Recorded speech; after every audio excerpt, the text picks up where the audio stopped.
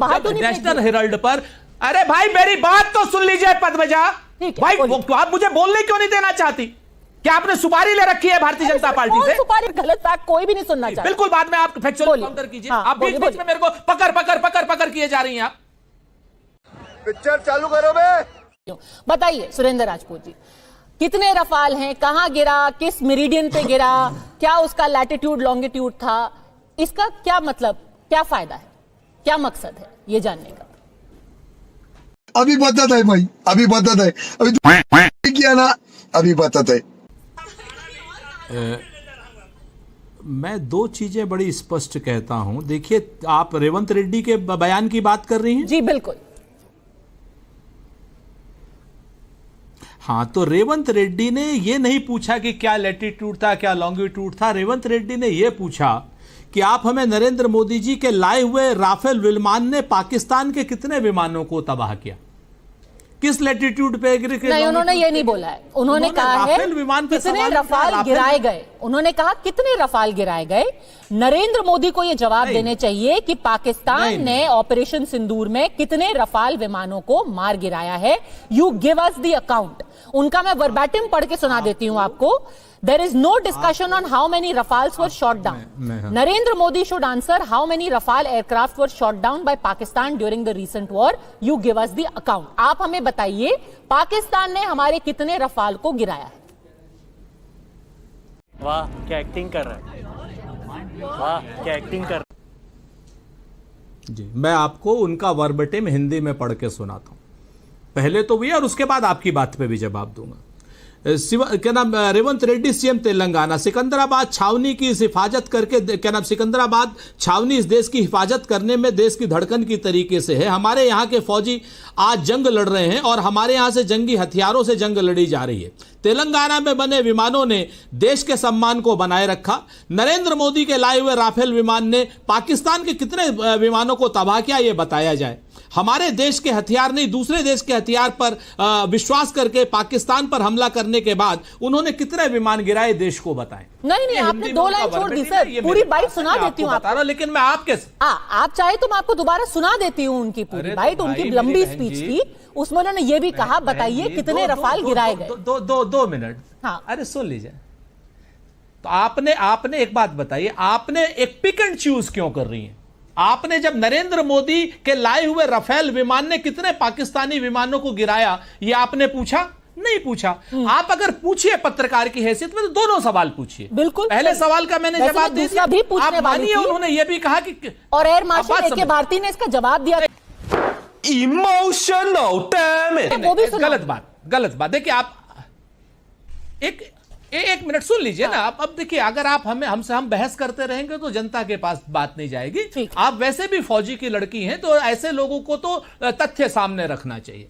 तो पहली बात तो रेवंत रेड्डी ने नरेंद्र मोदी को चुनौती देकर के पूछा कि हमारे देश के बने विमानों, यानी तेलंगाना के बने विमानों ने दुश्मनों को तबाह किया। तेलंगाना से बनी जंगी इदारों ने दुश्मनों को तबाह किया।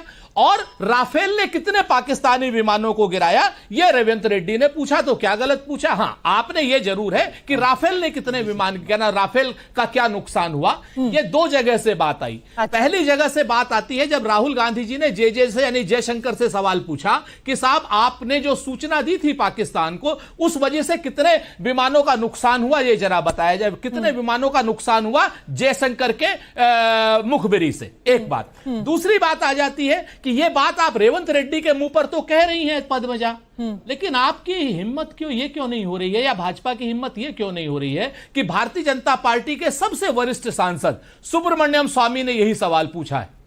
हम नहीं कह रहे, आप चाहिए तो मैं उनका वीडियो दे देता हूं। सुरेंद्र राजपूत जी, अब देखिए, डॉक्टर सुब्रमण्यम स्वामी ने जो चीजें कही हैं कांग्रेस पार्टी के बारे में और कांग्रेस के नेताओं के बारे में, वो एक बहुत सीनियर सिटीजन है, तो मैं उनके बारे में कुछ कहना नहीं चाहती।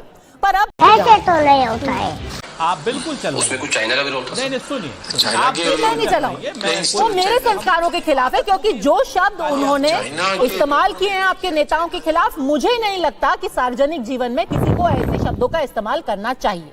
खैर, डॉक्टर स्वामी जो कह रहे हैं आप वो प्ले कर रहे हैं। मैं बिलीव करूंगी हमारे एयर मार्शल ए.के. भारती को। और ठीक है, आप चला दीजिए। उनके जो मैं भी बिलीव, मैं फिर से कहता हूं, मैं भी बिलीव करूंगा एयर मार्शल ए के भारती पर। लेकिन मैं जो यहां पर मेरा प्रश्न है कि सुब्रमण्यम स्वामी के बयान के बाद उन्हें पाकिस्तानी नहीं कहा जा रहा है, उन्हें पाकिस्तान परस्त नहीं कहा जा रहा है, लेकिन रेवंत रेड्डी के बयान पर एक जो क्या नाम जिसको कहा जाए, मैं प्रवक्ता, वो संबित पात्रा है, सांसद है हमारा, वो सवाल उठाता है, वो भाषा की मर्यादा को तार तार करता है, वो और पाकिस्तान एक भाषा बोल रहे होते हैं। ये बड़ी अच्छी बात कही आप। निशिकांत दुबे, आखिर क्या कारण है कि निशिकांत दुबे, पूरी भारतीय जनता पार्टी, संबित पात्रा, ये सारे के सारे मिलकर के वही भाषा बोलते हैं जो पाकिस्तान बोलता है। ठीक है, अब इसका जवाब ले लेते हैं आरपी सिंह से। हिंदुस्तान नहीं जीता, हिंदुस्तान हारा। सुन लीजिए ना, सुन लीजिए, 5 सेकंड, 5 सेकंड, ठीक है, 5 सेकंड बस, सिर्फ 5 सेकंड। कोई बीच में आपने मुझे टोक दिया था। हाँ, मैं ये कह रहा हूं कि जो भाषा पाकिस्तान की सेना बोलती है, पाकिस्तान की मीडिया बोलती है, वही भाषा आखिर ये भारतीय जनता पार्टी के लोग क्यों बोलते हैं? जो सवाल इंदिरा गांधी पर पाकिस्तान उठाता है, वही सवाल निशिकांत दुबे और पूरी पाकिस्तान भारतीय जनता पार्टी क्यों उठाती है? जो सवाल जवाहरलाल नेहरू पर पाकिस्तान उठाता है, वही सवाल भारतीय जनता पार्टी क्यों उठाती है? पाकिस्तान भी कहता है कि 1971 में इंदिरा गांधी की जीत नहीं हुई थी, और भारतीय जनता पार्टी भी कहती है इंदिरा गांधी की जीत नहीं हुई। अभी सिर्फ रफाल पे रहते हैं, तो ये पाकिस्तानी लोग क्यों हैं भारतीय जनता पार्टी वाले? ठीक है। अरे देवा, ये गड़बड़ है बाबा। कि आप भारत से सबूत मांगने की जगह पाकिस्तान से सबूत मांग लीजिए ना। पाकिस्तान दुनिया जहान के इतने दावे कर रहा है, आज तक उन्होंने 2% का सबूत दिया नहीं है। उनकी मीडिया ने जाकर के बोल दिया, और ये बात सत्यापित हुई है कि आधे से ज्यादा जो रिपोर्ट छपी थी 10 मई के बाद, वो पाकिस्तानी पत्रकारों ने न्यूयॉर्क टाइम्स, वॉशिंगटन पोस्ट में जाकर के छापी थी। एक सबूत उन्होंने नहीं दिया। हमने सबूत के बाद सबूत दिया है, फिर भी सवाल सिर्फ भारत से ही पूछे जा रहे हैं। क्यों? कोई पाकिस्तान से भी पूछ ले भाई, कि आप कह रहे हैं आपने 300 हमारे विमान गिरा दिए, आपने एयर बेसेस निस्तनाबूद कर दिए। एक तस्वीर, एक सैटेलाइट इमेज, एक उनके पास सबूत नहीं है। Hello everyone, I am Padmaja ji, बहुत मैं जिम्मेवारी से 3 बातें कहता हूं। मेरे को थोड़ा समय, चूंकि मैं बिल्कुल मुद्दे पे बात करूंगा। पहली चीज, पाकिस्तान आतंकी देश है, पाकिस्तान की सेना आतंकियों की मां है। हिंदुस्तान की सेना ने शौर्य, साहस और पराक्रम का मुजाहिरा करके उनके एयरबेस को तबाह किया, उनके आतंकी अड्डों को तबाह किया, पाकिस्तान सेना को घुटने पर लाकर के खड़ा कर दिया। और जिस वक्त हमारी हिंदुस्तान की सेना पीओके लेने जा रही थी और बलूचिस्तान को आजाद कराने जा रही थी, उस वक्त नरेंद्र मोदी जी ने रहस्यमय तरीके से किसी की दबाव में आकर, कहां लिखा है ये? किसने कहा आपको ये? तो हमारा सेना से ये कहां, आर्मी के किसी हमारी सेना पर हमारा कोई सवाल नहीं। 1 मिनट पद्मजा जी, पद्मजा जी, अब आप थोड़ा सा, आरपी भाई, रमेश ने कहा 2 मिनट, सॉरी, चलिए आरपी भाई 2 मिनट, वरना गला का नस पड़ जाएगा आपको। काहे को आप परेशान हो रहे हैं? ठीक, नंबर 1, नहीं, जितना आप झूठ बोलेंगे हम उतना सच बोलेंगे। यही नहीं, अभी और सुनिए। दूसरी बात, आप आ जाइए सुब्रमण्यम स्वामी पर। तो सुब्रमण्यम स्वामी पर जो अभी आरपी सिंह जी हमारे सम्मानित भाई हैं, इन्होंने कहा कि ना, सोनिया जी के लिए कहा, राहुल जी के लिए कहा, नेशनल हेराल्ड, जब सुब्रमण्यम स्वामी की बात पर पूरा भरोसा करके भारतीय जनता पार्टी और उसका साथी मीडिया, जिसमें क्या नाम तमाम मीडिया के चैनल शामिल हैं, नेशनल हेराल्ड पर हजारों डिबेट कर सकते हैं इसी सुब्रमण्यम स्वामी की बात। अगर आज सुब्रमण्यम डिबेट नहीं कर रहा है कि पाकिस्तान के कितने, ये तो कोर्ट पे भरोसा करके कोर्ट में मांगा, प्लीज, क्योंकि आप बात कह रहे हैं। हमने भी नेशनल पे डिबेट किया है और कोर्ट की कार्रवाई पे डिबेट किया है। सुन लीजिए ना, मैं कह तो रहा हूं, जिस सुब्रमण्यम स्वामी को झूठा मक्कार कह रही है भारतीय जनता पार्टी, उसी सुब्रमण्यम स्वामी ने तो कोर्ट में झूठा फेक केस चलाया ना, पर कोर्ट ने खारिज करने से मना किया। आपने कहा था सुब्रमण्यम स्वामी का केस खारिज कीजिए कोर्ट में, कोर्ट ने खारिज करने से मना किया है। सर बहन जी, पद्मजा जी, मेरी एक बात सुनिए। देखिए, जब हम आपसे बहुत डरते हैं, आप अगर बीच में हमको इंटरवीन कर देती है तो हमारा फ्लो टूट जाता है, और ये लगता है लोगों को कि आप डरिए पार्टी का समर्थन, वही काम है, इसी वजह से विपक्ष के आदमी की बात जो है नहीं आने देना चाहती। तो आप ऐसी अपनी छवि क्यों बनाती हैं? आप तो एक, वैसे फिर से मैं कहता हूं कि फौज के फैक्चुअल चीजों पे नहीं sir, on a serious note, factual चीजों पे मैं करेक्ट करूंगा। अभी मजा आएगा ना भिड़ो। मैं पद्मजा जी, पद्मजा जी, मैं आपको फैक्चुअली करेक्ट कर रहा हूं कि सुब्रमण्यम स्वामी ने कोर्ट में जो फेक केस दायर किया है, उस केस के ऊपर हजारों डिबेटें हुई हैं। आप बात में फिर से कहता हूं, आप अगर फेक केस है सर, तो फिर कोर्ट ने इसको बाहर क्यों नहीं भेज दिया? नेशनल हेराल्ड पर, अरे भाई मेरी बात तो सुन लीजिए पद्मजा भाई, आप मुझे बोलने क्यों नहीं देना चाहती? क्या आपने सुपारी ले रखी है भारतीय जनता पार्टी से? सुपारी लेगा? आप फैक्ट्स पे बात मुझे मजबूर कर रही हैं आप आरोप लगाने के लिए, क्योंकि आप गलत आरोप लगा रहे हैं। गलत मैं फैक्ट्स पे बात कर रहा हूं, पूरी फैक्ट्स पे बात कर रहा हूं। अच्छा, आप फॉल्स बात कर रही हैं, आप गलत आरोप लगा रही करूंगी। बोलिए, आप सुनना नहीं चाहती? आप सर गलत फैक्ट कोई भी नहीं सुनना चाहता। बिल्कुल, बाद में आप फैक्चुअल काउंटर कीजिए। हाँ, आप बीच बीच में मेरे को पकड़ किए जा रही हैं आप।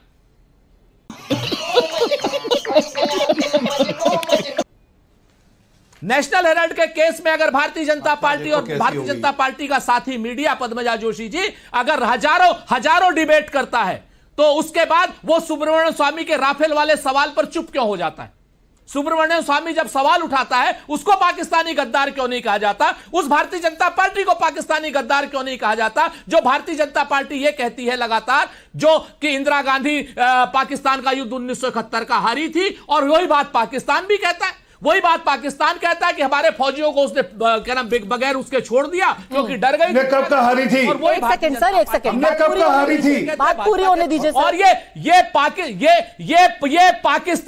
ये पाकिस्तान और भारतीय जनता पार्टी एक भाषा क्यों बोलती? क्या पाकिस्तान की क्या नाम ये एजेंट है भारतीय जनता पार्टी, या पाकिस्तान के एजेंट लोग हैं भारतीय जनता पार्टी में? ये जरूर बताएं। और रेवंत रेड्डी ने जब कहा कि हमारे तेलंगाना के बने हथियारों ने दुश्मन को नेस्त नाबूद कर दिया, तो हमने सेना पर कहां सवाल उठाए?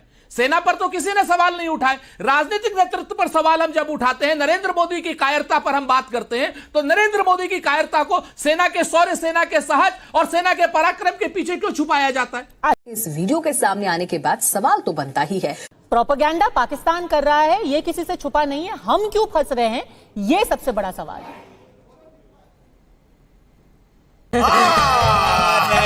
झूठ बोल रहा है। नहीं, सवाल का उत्तर यही है कि प्रोपेगेंडा इस देश में सबसे ज्यादा भारतीय जनता पार्टी और आरएसएस करती है। इसमें कोई दो राय नहीं है। एक एक व्यक्ति जानता है झूठ को सच और सच को झूठ बनाने में वो पूरा उनका आईटी सेल लगा हुआ आता है। किसी भी स्टेटमेंट को कैसे तोड़ मरोड़ के पेश करना है और पूरे देश को भ्रमित करना है, ये पूरा देश जानता है। आप बिल्कुल सही बोल रही हैं। वो बिहार के सपूत हैं, सैनिक स्कूल से पढ़े हैं, जहाँ से मैं भी पढ़ा हूँ। उन पर गर्व है और पूरा सेना पे हमें उनके शौर्य पे भी गर्व है, इस पर कोई सवाल ही नहीं है। लेकिन ऑपरेशन सिंदूर के आड़ में अगर 56 इंच वाला सिर्फ ये जवाब नहीं दे पा रहा है ट्रंप को, जिसके विषय में वो कहता था अब की बार ट्रंप सरकार इतना हिम्मत नहीं जुटा पा रहा है 56 इंच वाला, तो उस पर सवाल तो पूछे जाएंगे ना। एक बार नहीं कई बार बोलता है, कोर्ट में हलफनामा देता है, आप भी सवाल नहीं पूछते हैं। मीडिया के रहते हुए अगर सवाल नहीं पूछेगा तो विपक्ष क्यों नहीं पूछेगा? इतना कमजोर और दब्बू प्राइम मिनिस्टर कैसे हो जाएगा जिनके अपने आईटी सेल। आपने अगर उनको सपूत बोल ही दिया है तो इस सज्जन को क्या तकलीफ है भाई? क्या तकलीफ है इनको? सबूत के बोलने के बाद भी सबूत क्यों मांग रहे हैं? कंप्लीट क्यों नहीं? एयर मार्शल भारती ने साफ साफ बोला कि अगर मैं ये फैक्ट्स अभी पब्लिक डोमेन में रखूंगा, दुश्मन को इससे फायदा होगा।